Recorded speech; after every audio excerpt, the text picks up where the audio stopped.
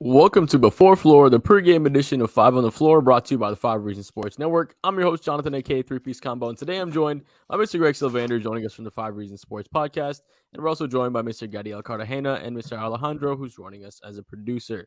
Now, as always, if you guys are at home, make sure you guys like the video, make sure you guys subscribe if you are a Miami Heat fan or any Miami sports fan. Make sure you guys subscribe, and if you're live right now, make sure you guys like the video. That really helps us out, and make sure that it helps other Heat fans. Whenever they type Miami Heat into that search bar, we pop up as well. So make sure you guys, I know Mr. Jose Matos is always in the comments. We appreciate you. Make sure you guys like the video as well. It really helps us out. Now, if you guys are young and with a family and you want to make sure your assets are protected, if something does happen to you in this crazy world like we see every single day, RIP Green Ranger, visit markbrownpa.com. That's marcbrownpa.com. Or give him a call at 954-866-8513. Like I said, he's based out of the North Lauderdale area, services the entire area, and he'll take care of all your financial asset planning.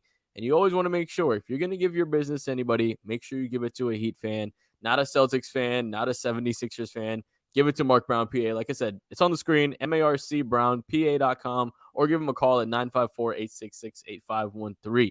Now, if you guys live in Florida and you guys want to play the best fantasy as far as daily fantasy is concerned, go to prizepicks.com, use the promo code 5, spell that out, FIVE, and we'll double your deposit up to $100. It's the best way to play daily fantasy. It's really easy. You pick a couple players, pick if they'll go over or under on points, rebounds, assists, or combined stats.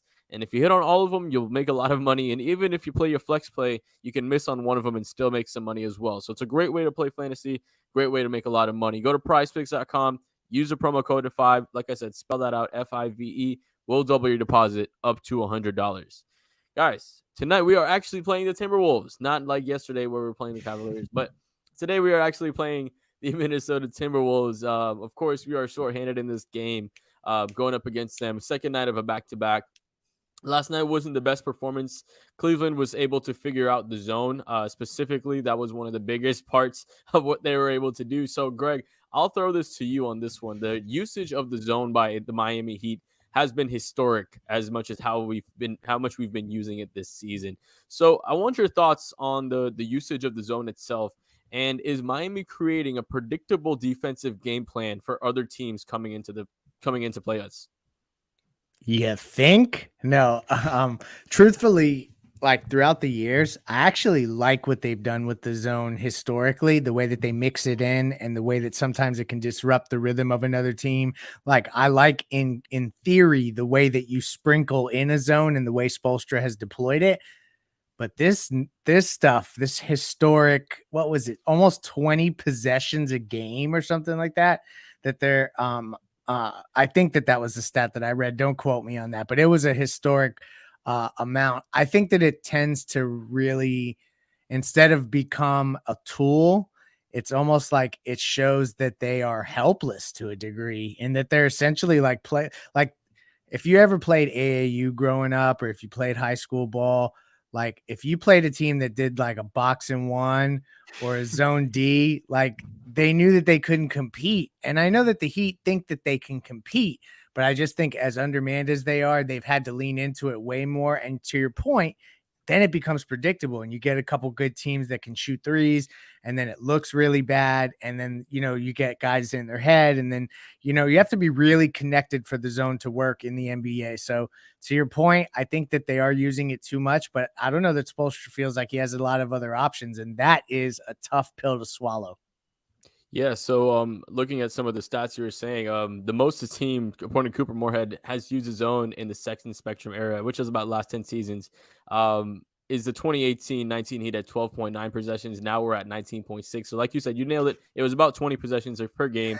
And the usage of the zone so far to the season is more than 22 teams have used all last year. So that just shows how much the Heat have been using the zone.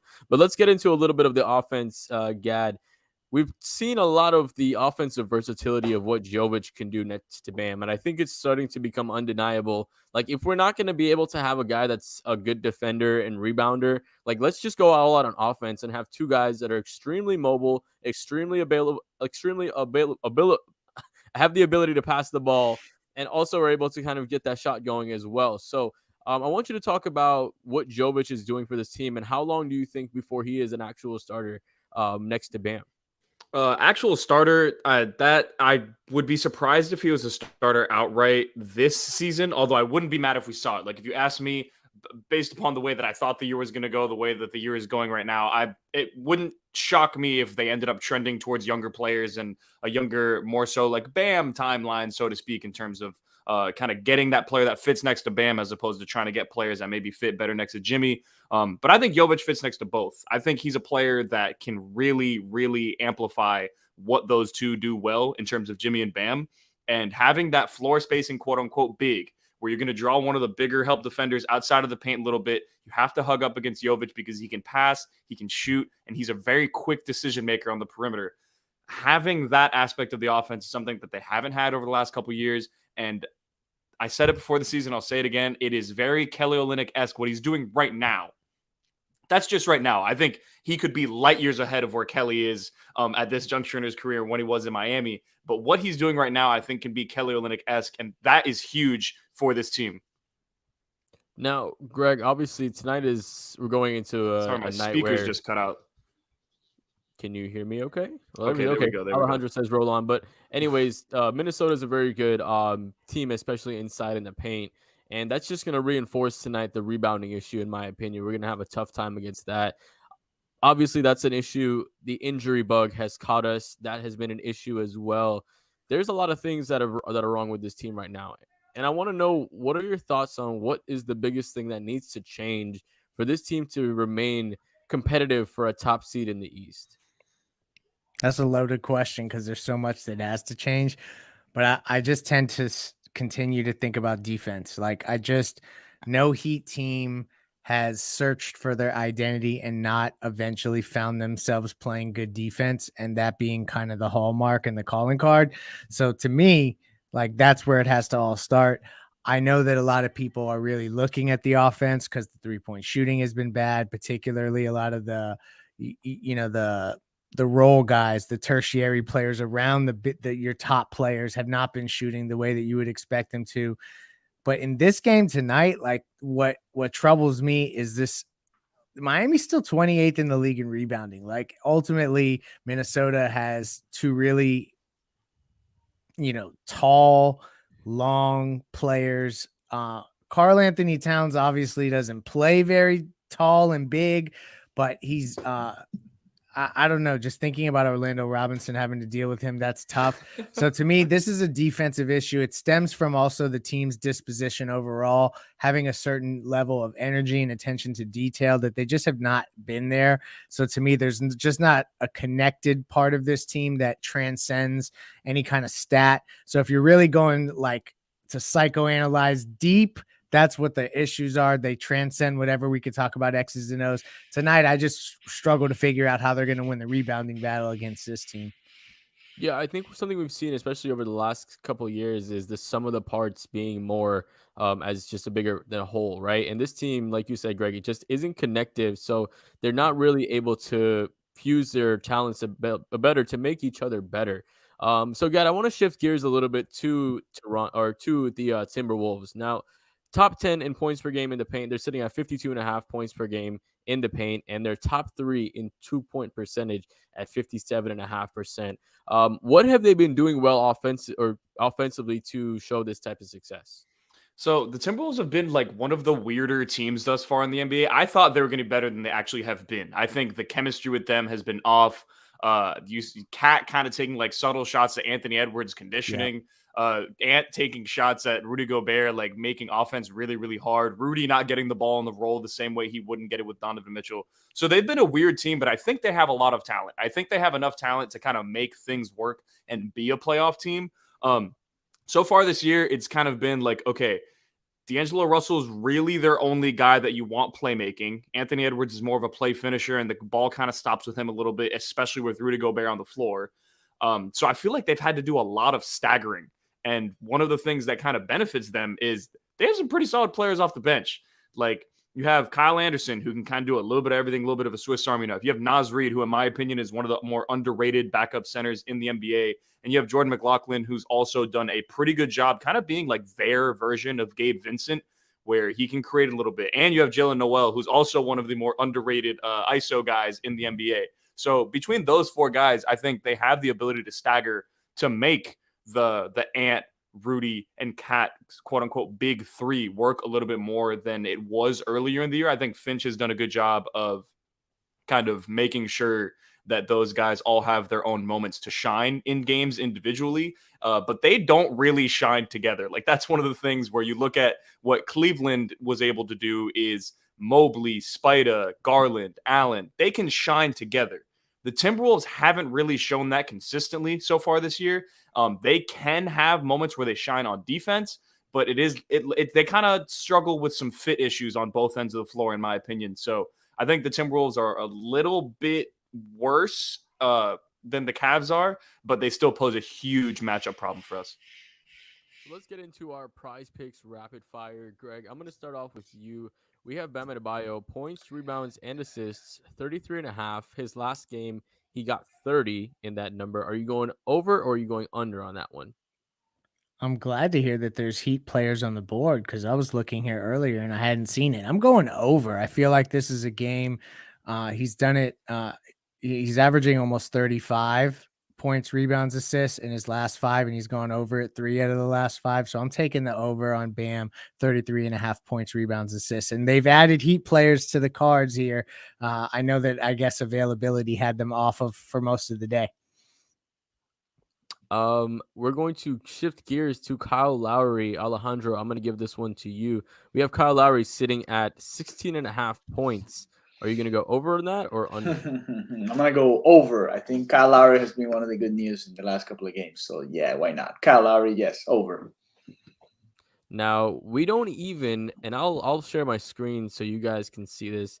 We don't even have a avatar for Mr. Nikola Jovic, but He's there. He made it. He made it. He is here and Gad, I'll let you choose. I'll get you pick this one. Points, rebounds, and assists at 20.5. Are you going over on that or under? That's a really high number. Right. They're doing dirty, man. Damn. Yeah, like that. They're almost said. I would have said over because I thought it would have been at like 13.5 or something like that. But 20.5, that's a lot of points, rebounds, and assists for a player who, I mean, in all honesty, like Spo will look for any reason to get him off of the floor at this point. Like, I don't know is Duncan playing today? No. Oh, Duncan's out. Yes. Okay, that might change things a little bit because I think Spo has been playing Duncan in over Jovic, but I'll go under. I think he probably gets to like 18, maybe 19. It'll be pretty close, but I'll go under. I would love to see him go over, though. Give him 35 minutes. I want to see him and Bam get as many minutes as they possibly can. And go ahead and kick us off on predictions as well and give us a key to tonight's game. I'm going to say this game is not as ugly as it was yesterday because yesterday's game, truth be told, I went to Publix at halftime and I didn't catch most of the third quarter because I had to get breakfast for this morning. But I think the game is ultimately Minnesota is going to pull it out at the end. I think it'll probably be close up until like the midway point of the third quarter, and then Minnesota by like 10 or 12-ish. But it's not going to be as ugly as people think. I think we're going to have a pretty good first half, and ultimately they just won't have the horses playing like 7 guys on the second night of a back-to-back in Minnesota, where they have not won, I think, since like 2017. Alejandro, how you feeling? I'm not feeling well, but I'm gonna say Miami Heat. We have to turn this around, man. Greg, come on, let's turn this on. Let's go. I'm gonna say Miami Heat by 2 points or something. We're gonna pull it out. So here's the facts, and then we'll go it's with the sad, Greg. Come on, let's the get out facts of this. are that Miami is 1-6 on the road this year. That's their worst start on the road since 07-08. And I remember what 07-08 was like. They are scoring 105 a game on the road. It's ahead of only the Magic and the Lakers. I don't know, man. Am I supposed to feel good about tonight? I guess I'll say this. The Heat, if any team is going to Timberwolf, it's the Timberwolves. You know what I mean? Like there's always, they could have a night where they suck and they're not connected. Anthony Edwards has looked disinterested at times. So who knows? Maybe they can catch fire. But I mean, I'd love to sunshine pump here, but it doesn't look good, and that sucks. Yeah, you're absolutely right though, because with the way this team is constructed, losing one player from last year to this year didn't seem like it was going to make such a big difference, but it made a huge difference. And now on top of that, we're compounding that with extra injuries to key guys like Jimmy Butler and Tyler Hero, and even guys off the bench. Like Gabe Vincent was a very steady present off the bench, great point of attack defender. And then you're losing somebody like Duncan Robinson as well, who's not really always the most consistent, but he's bringing shooting off the bench as well. So just in a team where we're struggling to get shots off, we need to have as much shooters to have those shots come off anyways. So this is a tough one for me to pick the Heat. I'm going to pick us anyways. I think there's ways for us to win this game. Outside shooting is going to have to be on 100. Like Max Strus is going to have to give us a lot. I think we do have Jovic is one of his best games just because of the way Rudy likes to sit in the paint. I think we can beat them with the passing a little bit. I'm curious to see how they defend us in the front court, because we know that defensively it's going to be a tough time to guard Rudy Gobert and Karl-Anthony Towns. But I'm curious to see how they defend us with the spacing and shooting when we do have that lineup of Jovic and Bam Adebayo. Now, I do want to thank everybody in the comments, Alex, Mr. Jose, Fernando, Alan. Make sure you guys like the video. We appreciate you guys joining us live. Make sure you guys subscribe if you guys aren't already not subscribed.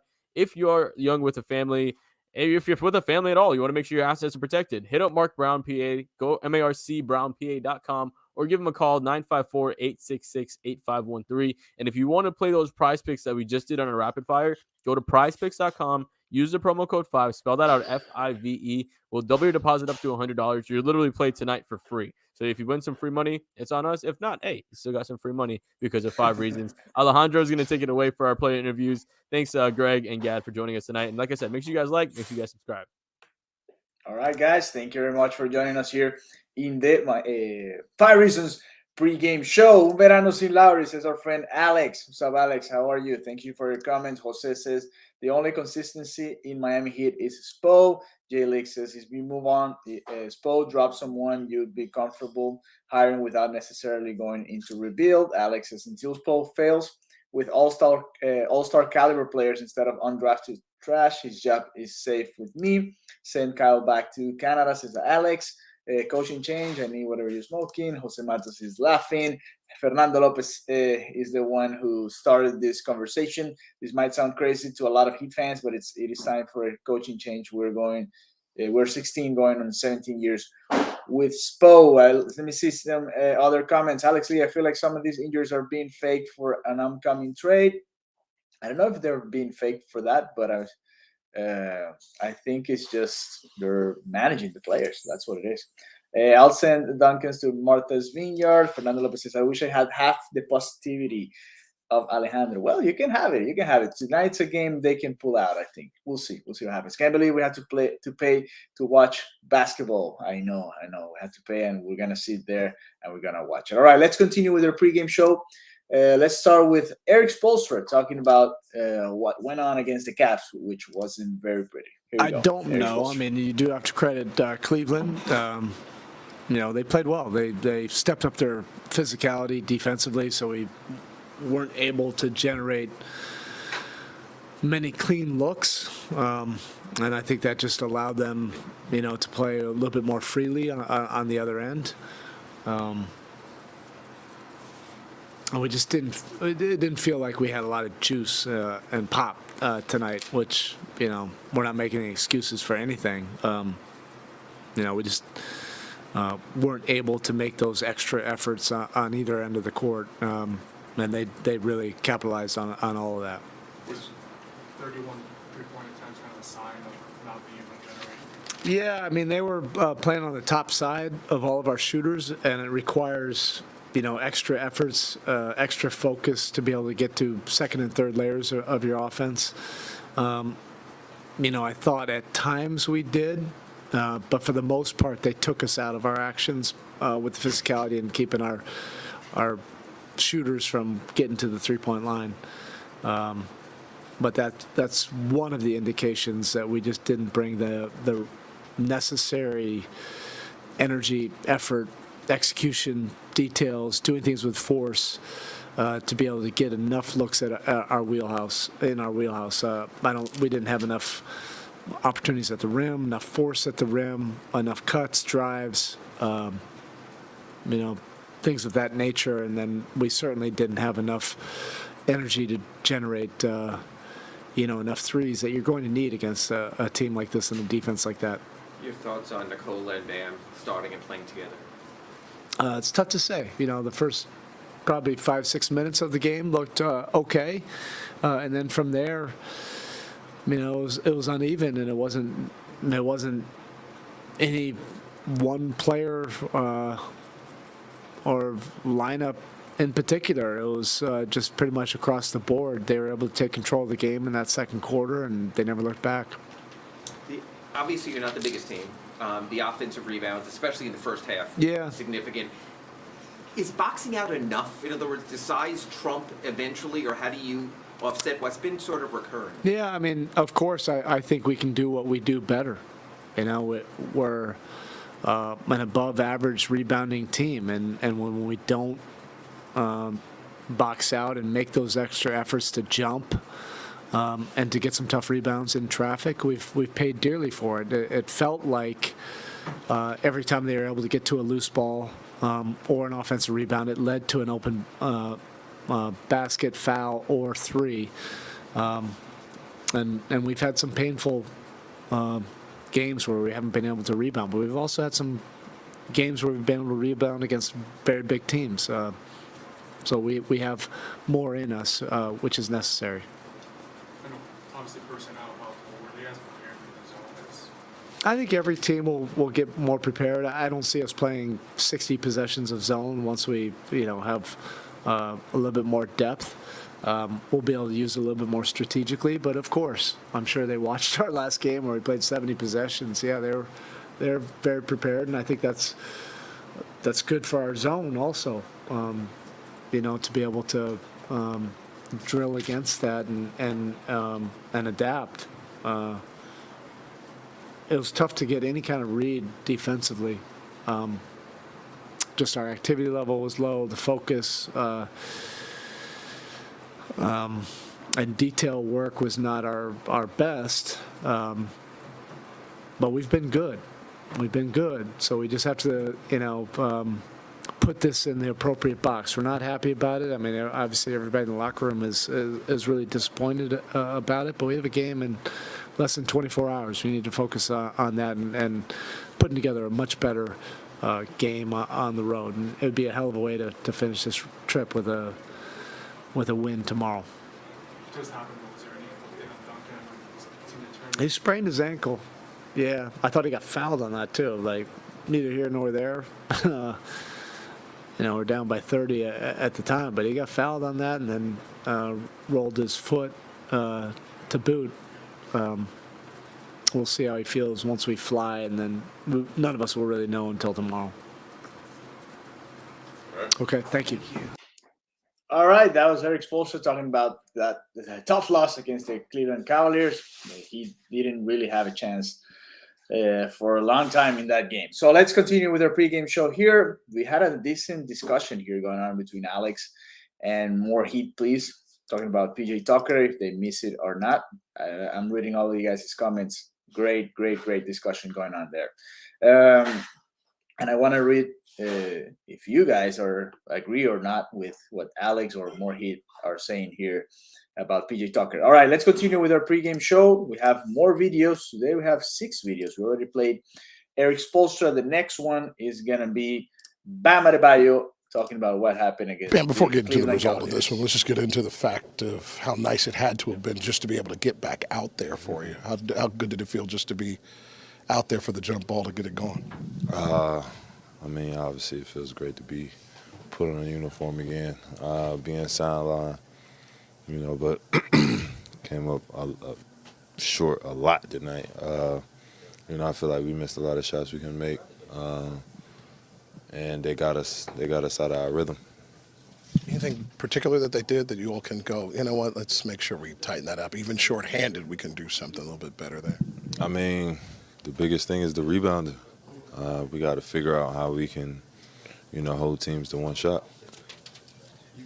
You and Nikola played together for the first time this season. What did you think about that alignment and how you guys complement each other? I feel like two passing bigs. We can feed off each other. He's, as you can see, he's shown he can get in the gaps, he can pass, he can see. So, just working with two guys that can pass, move, that are versatile. I feel like it makes our offense better. But Kyle just mentioned, he said, Nicola's so used to cutting and being so versatile, and he said when you're out there with Bam, there's one point where Kyle had you on a feed, and all of a sudden Nicola cut, and it got very crowded in there. So, I mean, is that going to be a thing you two are going to have to work out together if you wind up playing more minutes together? Yeah, growing pains. The kid's young, and like you said, this is our first time being on the court together. So, as time goes on, we'll be better, and he'll figure out how to, pick his spots to cut and his tendencies. Well, that's what I was going to ask you, because you're used to playing with a pure spacing four, usually Jay Crowder, PJ. They were corner, and the lane was yours. So would there be times you would defer the lane or see when he's making a cut and step out, or do you just got to be you? I feel like we're gonna feed off each other. Watching film, and obviously going through the routine, being in the starting lineup when I'm talking to him, I feel like he'll get a great, feel for the game while I'm out there. He'll start to realize when he cut, when he shouldn't cut, and we fall in line from there. That's his last 2 games, though, from watching him on the bench when you were out. What impressed you about him? The kid can go. Hands down, he can play, and there's no doubt about it. But just keep building those reps, and seeing him. We got to get him to communicate more. That's his next step. So, if he keep doing that, the sky's the limit for him.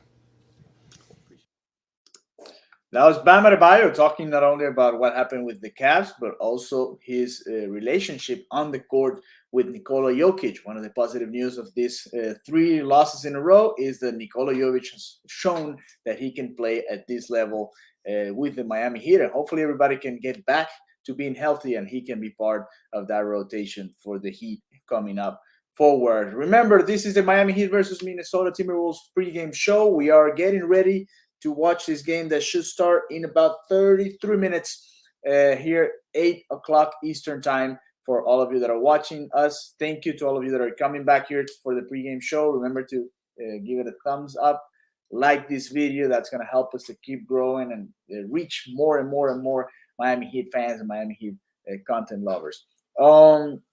Jermaine King says, this team's talking like a team that is rebuilding. Well, the thing is, right now it's a weird mixture because, you're playing with the guys that should not be playing. And I don't know, they're kind of in between, but they're not in a rebuilding mode on any way or form so far. So we'll see what happens. They're building a team, but I wouldn't call it a rebuild. All right, let's continue with more videos. The next one is going to be Nikola Jovic. Let's hear what he said about this game and the opportunity he's getting to play with the Miami Heat as a starter.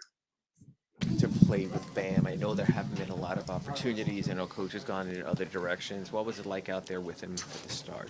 It was pretty good, especially because I was playing at 4. Before that, I was playing at 5, and having Bam, who's a big guy, who's going to rebound for us, and I was there, just helping him. And I think at the start we looked really good, just this past week has been rough for us.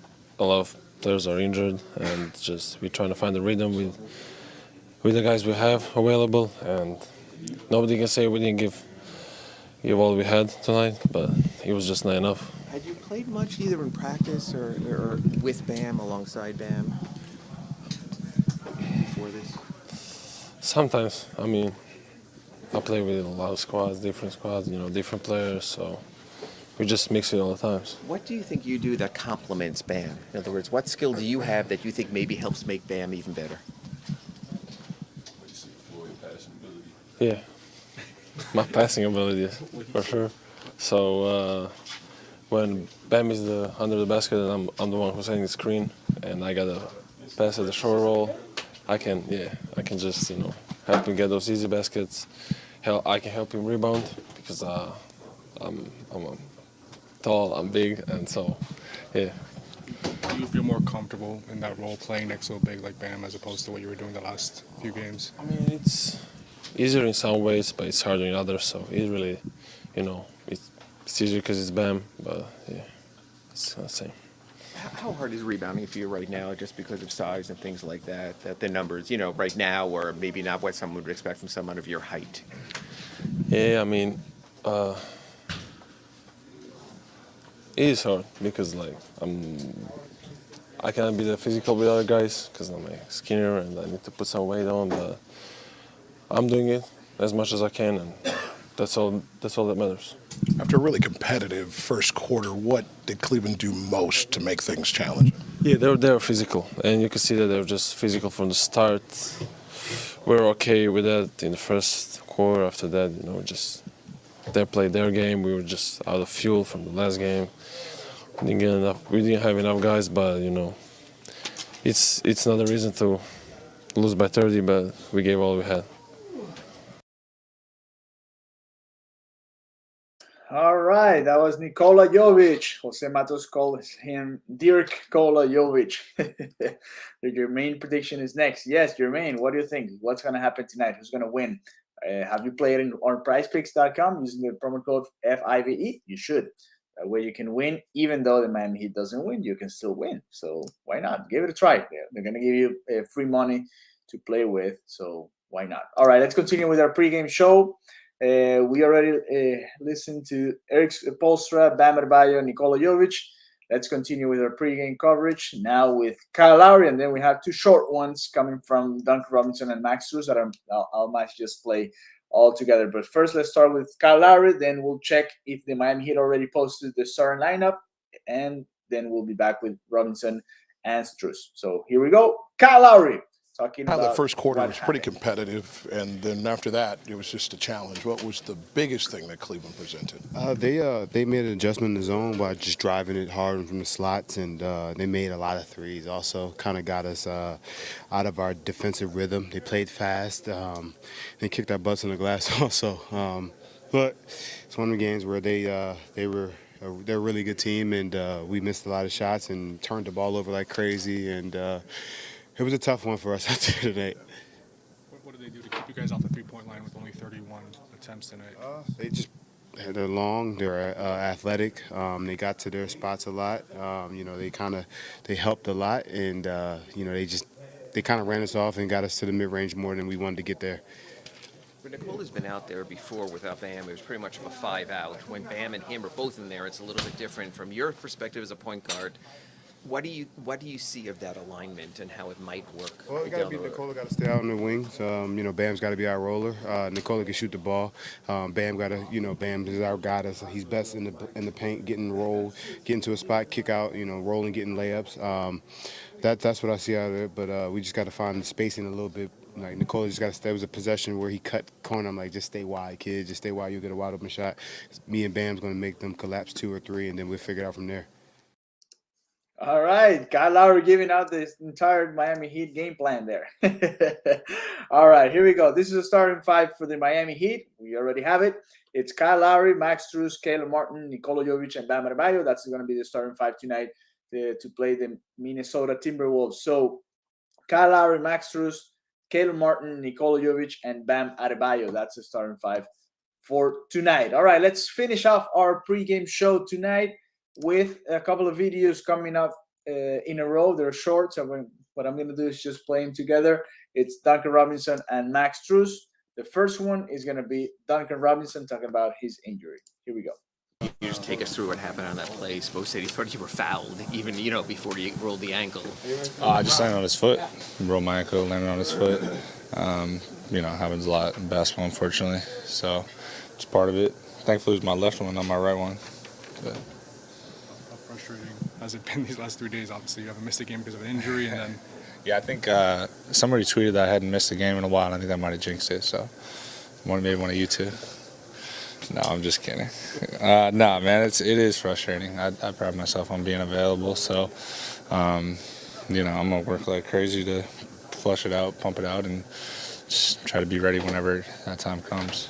How do you avoid as a team when it rains it pours kind of feeling? I know it's not woe is we, and you push through their games, but are there ever a point where you sit in here and you just don't see a lot of faces, or you just sort of like you see the attrition that the injuries have taken. I mean, he had like 5 guys not here. Yeah, it's part of it. It's a long season. There's gonna be ups and downs, and the conversation afterwards is gotta embrace moments like these. These are character building moments. So just try to make the most of it and find ways to find solutions.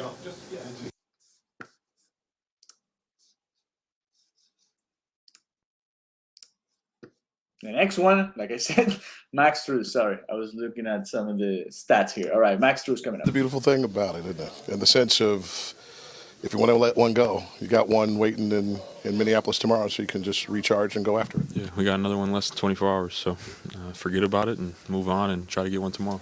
Anything specifically that just can't happen tomorrow that creeped in tonight? Just play more physical, be more aggressive, and be better on the glass. Max, is it just natural that if you're going to show your zone a lot, teams are going to go to school on your zone a lot? And Spo was even saying, obviously, the more they see that, they're going to make that a priority in their scouting report. Did you sense that today, that they had a read on your zone? They did a good job. They're a well-coached team. They put us in tough situations, and they did a good job executing. And when they have two bigs like that, does that make it even harder in the zone where they can get it to the middle and go over the top that way and then kick it back out? I mean, I don't know. Personnel matters. I think they just ran good plays and did some stuff we haven't seen yet. So we'll watch the film and figure it out and figure out how to guard it. And then not the making of the threes, but just the getting of the threes. Spo said they were playing over the top and sort of denying that. Did it feel that way, that there just wasn't the space to get the volume of threes I'm sure you would have preferred as a team? Yeah, they did a good job taking us out of what we do.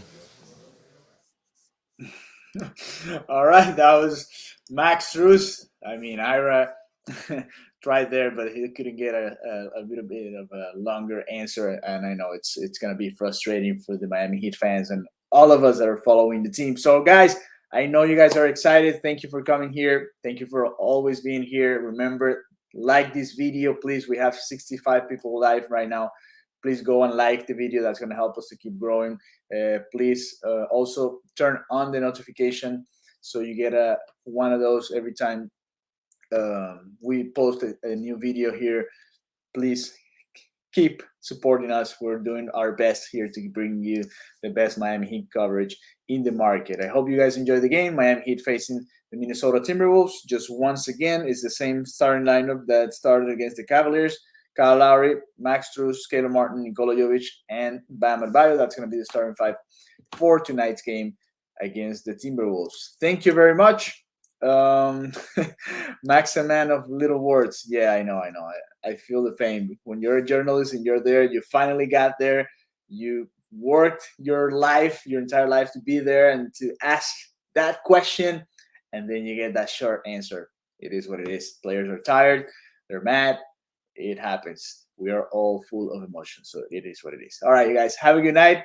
Enjoy the game. Remember, we're going to be doing our pace and spaces during the halftime. If you want to watch that or listen to that, actually go to Twitter. Marco Romo is going to be hosting it with Tony Schwartz and Sean Rochester. That's pace and spaces on halftime. And then as soon as the game's over, come here to the Five Reasons YouTube channel. We're going to have a special post-game show going on live here as soon as the game's over. So thank you very much again. Have a good night. Enjoy the game. And we'll see you guys later tonight.